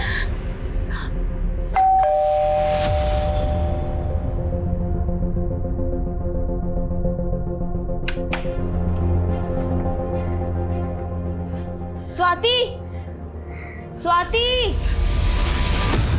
मम्मी, बच्ची, बच्ची।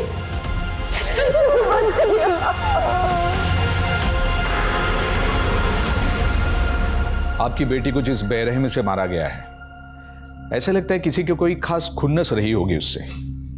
आपको किसी पे शक? काव्या कुछ दिनों से बहुत परेशान थी। उस दिन भी जब वो ऑटो लेकर आई थी तो ऐसा लग रहा था कि जैसे उसका किसी के साथ झगड़ा हुआ हो। काव्या, काव्या, क्या हुआ तुझे? हाँ? अरे बैठ यहाँ पे। अरे मुझे सुरेश पर शक है। कौन सुरेश? मेरी पड़ोसन पूनम का भांजा है। मुझसे पूछे बगैर ही उसने काव्या की शादी की बात उसके साथ चला दी थी। उसके बाद वो उसके पीछे हाथ धोकर पड़ गया था। मुझे पूरा यकीन है ये सब सुरेश ने किया है। कमरा कैसा था? किसी होटल का कमरा था, लॉज का था, या किसी घर का कमरा था? वो मुझे नहीं पता, लेकिन उस कमरे की एक वॉल पे बुल्स हेड लगा हुआ था। किस कलर का? शायद सिल्वर कलर। अच्छा, आपने बताया कि आप औरंगाबाद में न्यू ईयर के किसी इवेंट में परफॉर्म करने गई थी, राइट? जी सर। और हमने पता किया वहाँ जितने भी इवेंट्स हुए थे आपने किसी इवेंट में परफॉर्म नहीं किया।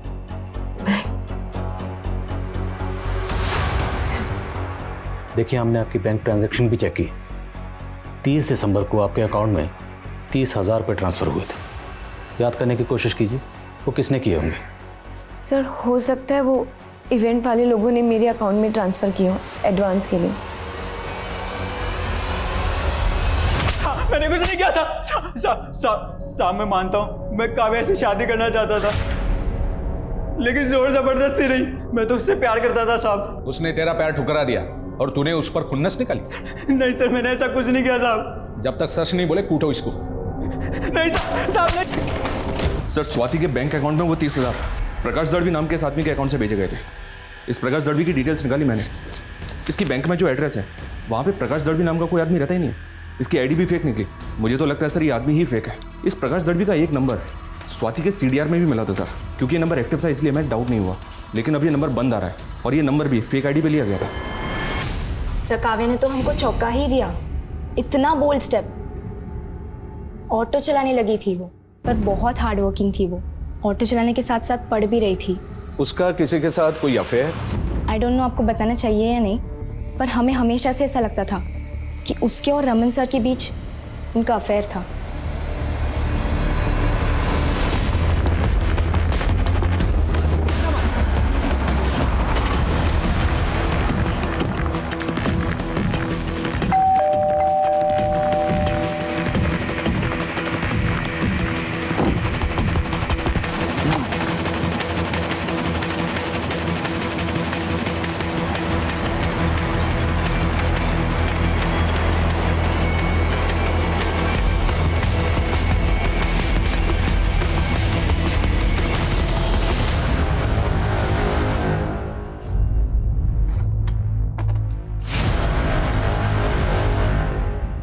पाटिल। हाँ साहब। पता करो क्या ये सभी लड़कियां रमन के कॉलेज की स्टूडेंट्स हैं? और ये लो, इस पेन ड्राइव में क्या है वो भी चेक करो। मेरा अब शक और भी गहरा होता जा रहा है। इस काव्या की मौत के पीछे इसे रमन का हाथ है, तभी वो गायब है। हो सकता है सर। नहीं सर, मैं किसी प्रकाश दलवी को नहीं जानती। याद करिए, क्योंकि हो सकता है उस दिन कार में आपके साथ ये प्रकाश दलवी ही हो।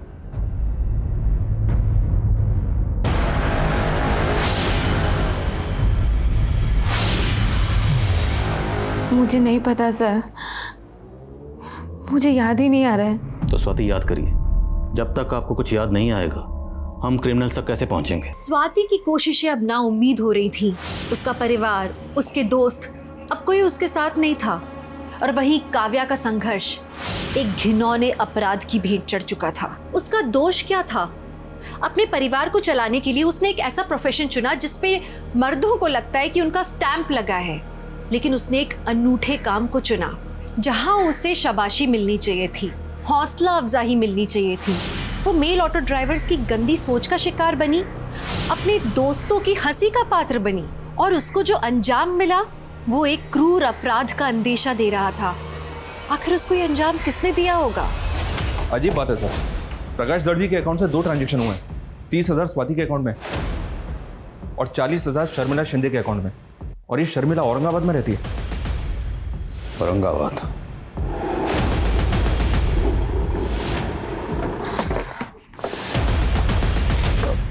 सर रमन के रेंट एग्रीमेंट पे यही नेटिव एड्रेस लिखा था।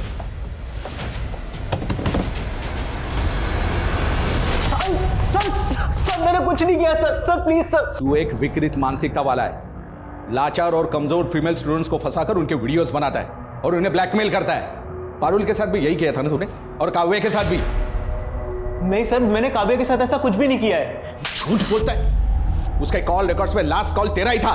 हाँ सर, काव्या ने मुझे कॉल किया था, लेकिन सर ऐसा कुछ भी नहीं है जैसा आप समझ रहे हैं। क्या बात हुई थी काव्या से? काव्या, आई नो कि कोई काम छोटा बड़ा नहीं होता है, लेकिन तुम अपनी लाइफ में कुछ बड़ा कर सकती हो। काव्या, बहुत कैपेबिलिटीज है तुम्हारे अंदर। और फिर देखो, अगर तुम्हें ये जॉब मिल गई तो तुम्हें ऑटो भी नहीं चलाना पड़ेगा। थैंक यू सर, आप मेरे बारे में कितना सोचते हैं। सर वो विंडशॉट कंपनी में इंटरव्यू देने गई थी जो आनंद नगर एरिया में पड़ता है। आप चाहें तो सर वहां जाके आप पूछताछ कर सकते हैं। सर मैंने काव्या के साथ ऐसा कुछ भी नहीं किया जैसा आप समझ रहे हैं। कुछ नहीं किया तो गायब क्यों हुआ था? सर मैं अपने गाँव गया था किसी काम से। वहाँ सर मुझे न्यूज़ मिली कि काव्या का मर्डर हो गया है। सर मैं बहुत ज़्यादा डर गया था, क्योंकि सर पूरे कॉलेज में ये रूमर थी कि मेरा और काव्या का अफेयर है, लेकिन सर ऐसा कुछ भी नहीं था। बस सर इसीलिए मैं वापस नहीं गया।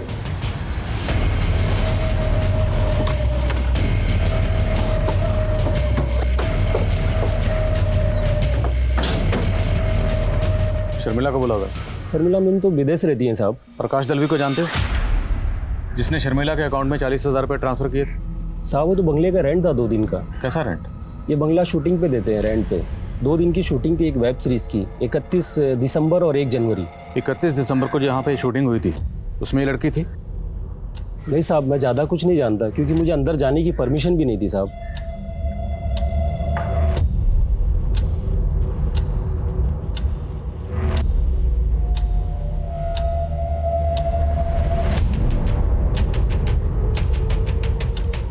कमरे की एक वॉल पे बुल्स हेड लगा हुआ था। बंगला किसने बुक किया था? नाम क्या है? सर आरकेएस नाम का प्रोडक्शन था, उन्होंने पैसा ट्रांसफ़र कर दिया अकाउंट में और शूटिंग कर ली साहब, और उसके अलावा मैं कुछ नहीं जानता साहब। पूरा बंगला सर्च कर, पता लगाओ मुंबई में ये आरकेएस प्रोडक्शंस कहाँ पर। Okay sir.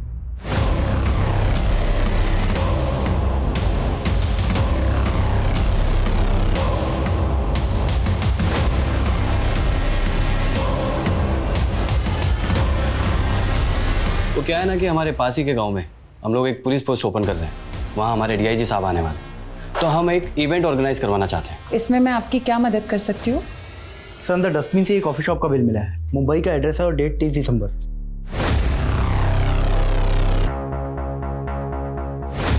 हाँ सर, मुझे अच्छे से याद है काव्या, बहुत ही ब्रिलियंट लड़की और इंटरव्यू बड़ा अच्छा दिया था उसने। सर वो तो इंडक्शन के लिए महाबलेश्वर जाने वाली थी, हमने तो ऑफिस से कार भी अरेंज की थी उसके लिए, लेकिन उसने मना कर दिया, बोली कि किसी और के साथ जाएगी। कौन था वो?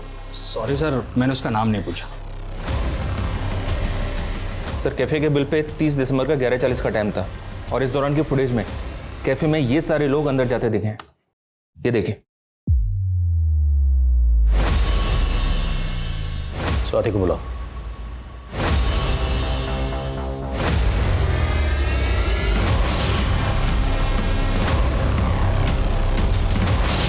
सर यही वो दोनों लड़के जो मुझे औरंगाबाद लेके जा रहे थे सर।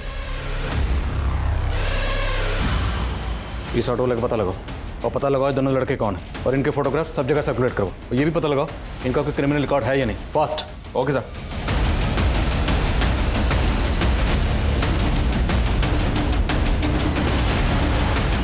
सर पुणे पुलिस ने इस आदमी का फोटो आइडेंटिफाई किया है।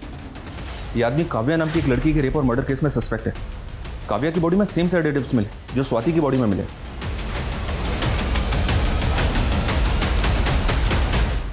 ये लीजिए, काव्या की लास्ट विजिट इसी ऑफिस में हुई थी और मुकेश ने इसकी इंटरव्यू भी ली थी। पिछले कई दिनों काव्या जैसी कई लड़कियों ने यहां पर इंटरव्यू दिया था। हम काव्या के केस के बारे में जब इस ऑफिस में पूछताछ करने के लिए गए तो दूसरे दिन वो ऑफिस बंद करके भाग गए। बाद में पता चला कि इस नाम की कोई प्लेसमेंट एजेंसी थी ही नहीं। सो बेसिकली उन्होंने काव्या को एक इंटरव्यू के लिए बुलाया, रेप किया और उसके बाद काव्या का मर्डर कर दिया गया। हमारे केस में भी स्वाति को एक इवेंट में बुलाया गया और स्वाति का मर्डर नहीं किया गया। मोडस ऑपरेंडी सेम है पर स्वाति को जिंदा छोड़ा गया। स्वाति को जिंदा क्यों छोड़ा गया? ये देखिए, आप इनमें से कोई भी मॉडल सेलेक्ट कर सकते हैं, सब काफ़ी टैलेंटेड हैं।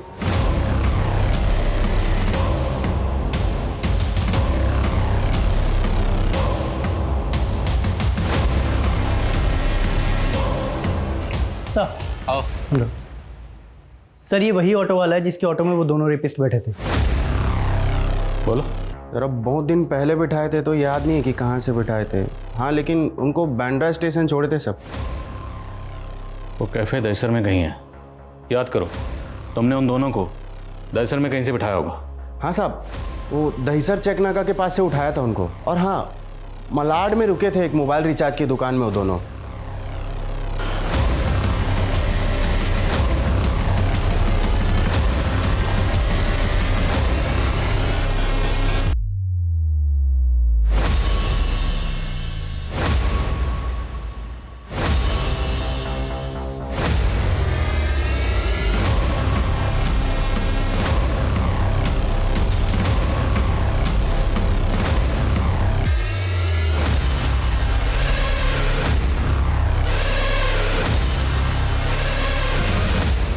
एक 106 नंबर है सर और ये नंबर भी है जो स्वाति का सीडीआर में मिला था, ये वाला।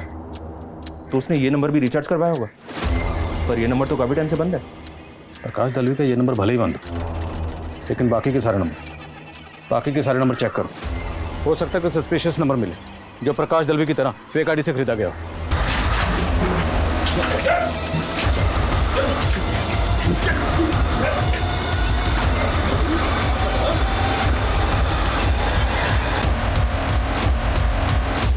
सर मेरा नाम सुब्रत है, मैं एक इवेंट मैनेजर हूँ।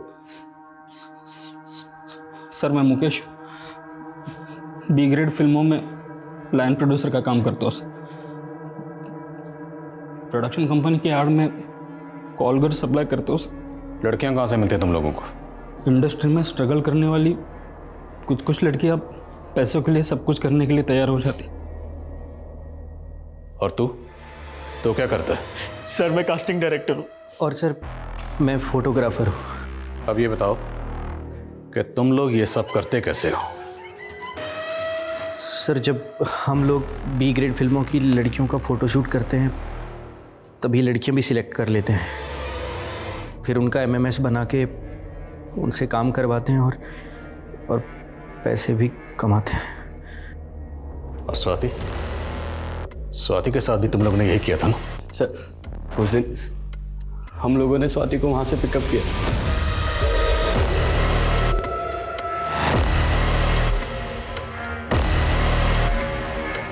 वहाँ से हम उसे नासिक ले गए। उसके बाद कमलेश ने गेटअप चेंज किया, उसका पति बन गया। इनको क्या हुआ है? कुछ नहीं, मेरी बीवी की तबीयत खराब है। सर हमें बिल्कुल भी अंदाजा नहीं था कि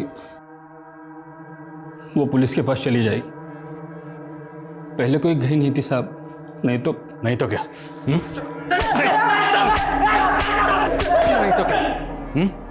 उसे भी मार देते काव्या की तरह। काव्या बहुत शानी निकली। उस दिन हमने उसे इंटरव्यू के बहाने बुलाया, हम लोगों ने उसे पैसा ऑफर किया, उसका वीडियो वायरल करने का धमकी भी दिया। नहीं चाहिए तेरा पैसा, मैं तुम सबको नहीं छोड़ूंगी, तुम सबको ना जेल तक पहुंचाऊंगी मैं, देख लेना। ऐसे गिरोह ही इसके लिए जिम्मेदार नहीं, वो लोग भी इसके लिए जिम्मेदार हैं जो अपने मनोरंजन के लिए ऐसे बाजार को बढ़ावा दे रहे हैं। क्या इंसानियत इतनी सस्ती हो गई है कि किसी मजबूर की तकलीफ घटिया मनोरंजन के लिए बिक रही है? ऐसे अपराधी हमारे आसपास हैं पर हम उन्हें नजरअंदाज कर रहे हैं। ऐसे विक्टिम्स हमारे आसपास हैं पर हम उन्हें हौसला नहीं दे रहे। अब हौसला खुद दिखाना होगा स्वाति की तरह। इसलिए चुप मत रहिए, बोलिए, क्योंकि आपकी चुप्पी अपराधियों का मनोबल बढ़ा रही है। कोई आपके सम्मान पर उंगली उठाए उसे सजा जरूर दिलाएं। अपने इंसाफ के लिए निडर होकर आवाज उठाएं, क्योंकि आज आपकी चुप्पी मतलब 10 और की बलि। बस अब औरत और नहीं सहेगी। तो अब मैं दिव्यांका त्रिपाठी दहिया लेती हूँ आपसे विदा। मिलूंगी फिर नए केस के साथ। देखते रहिए क्राइम पेट्रोल सतर्क, विमेन अगेंस्ट क्राइम। एक औरत पर वार, अब हर औरत का भार। सतर्क रहें, स्वस्थ रहें। जय Hind. For more updates, subscribe to our channel, click the show links and enjoy watching the videos.